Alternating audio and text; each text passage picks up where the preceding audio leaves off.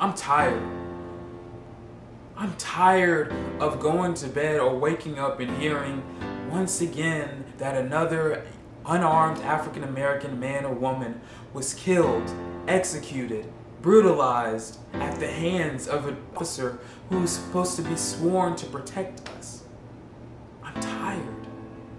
I'm tired of seeing the same news reports. I'm tired of seeing the same statuses. I'm tired of seeing the same posts on the same issue that has been going on in this country for years. I'm tired of thinking that I may be the victim of a police officer who's having a bad day at work and wants to take it out on me.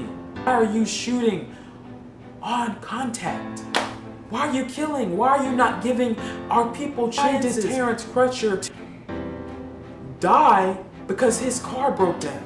Why is Terrence Crutcher not here to talk about his experience as he stood there with his hands up, walking away, unarmed with no weapons?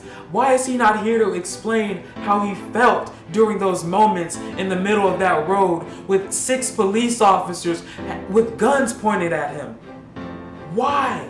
I know I would have felt, I don't know how I would have felt. I would have been terrified. So I can't imagine how he felt. Why is he not here for us to hear about it? Serial bombing suspect in New York, after having a shootout, after being armed, he's here. He's alive. He's able to answer any questions that anyone may have on why he did what he did. All we must do, all we can do for Terrence Crutcher and for Alton Sterling and for Sandra Bland and for Eric Garner and for Mike Brown and for 12-year-old Tamir Rice, all we can do is wonder and fill in the blanks on how they were going through during those last moments. They're not here to talk about it. They're not here to talk to their families. They're not here to talk to their children. They're not here to talk to the people that love them anymore. In Terrence Crutcher's case, he's not even able to go back to class and raise his hand and ask his own questions because someone saw him as a threat.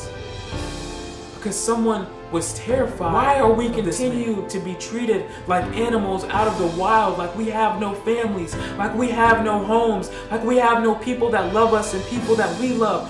Why are we continue to be treated compared today like to this? What our ancestors went through as slaves when they came, as soon as they came here, whenever the white man felt threatened by them, whenever they felt like they were not falling in line and doing what they were supposed to do or acting a certain way, they were beat.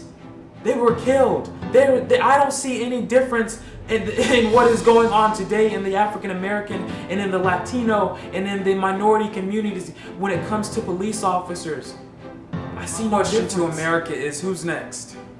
How long before, Terrence Crutcher is forgotten and we move on to the next unarmed African American man or woman? How long before there is clear video evidence of another police officer brutalizing or killing an unarmed African American man or woman?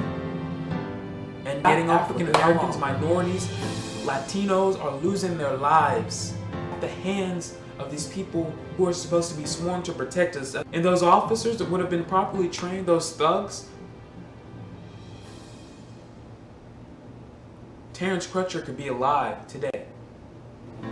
They just left him there like nobody and watched him bleed to death.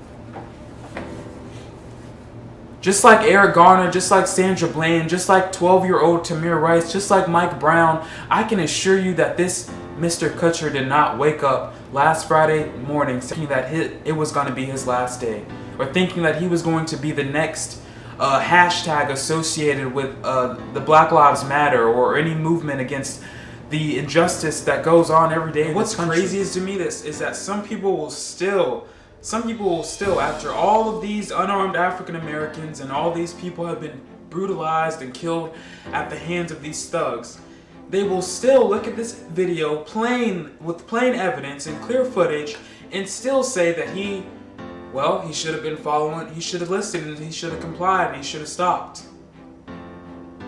Is that your way of justifying why this man is not here today? Is that your way of justifying why he should have been gunned down like an animal? That's disgusting. There is no reason at all. There is no reason. And then we wonder why Colin Kaepernick is taking a knee. We wonder why people are out protesting and holding signs and saying, you know, this is wrong. We wonder why. This is why. So maybe we all need to stop, and maybe we all need to take a kneel and understand that there is a problem in this country when it comes to police officers and people of the law who think they can take it into their own hands and be the judge, the jury, and the executor, as Officer Betty Shelby. News desks across this country have a script ready, after ready, when a black man, unarmed man, is killed.